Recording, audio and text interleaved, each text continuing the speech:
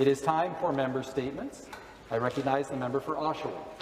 Thank you, Speaker. I'm always glad to stand up for and strengthen public education. Today, however, we have to protect it and defend it from a sneaky Conservative agenda seeking to undermine it while folks are focused on a pandemic.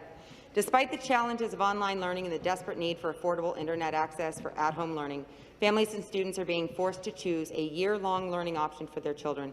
They can choose either in-person learning at school or permanent virtual learning at home.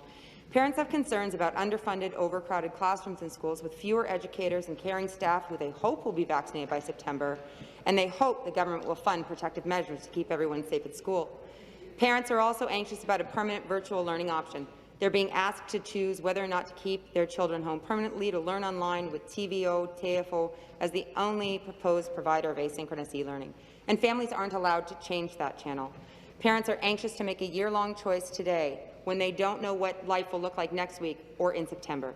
The DDSB board chair sent a letter to the Minister of Education urging him to, quote, halt the proposed changes to offer virtual learning as a permanent choice for families in the role of TVO, TFO as the only provider of asynchronous e-learning, end quote.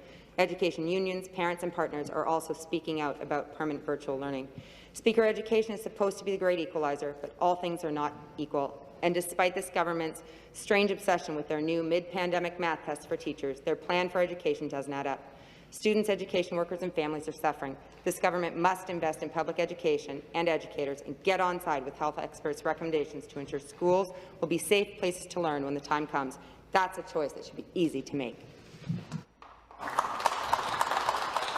Thank you. Member statements. The member for Richmond Hill.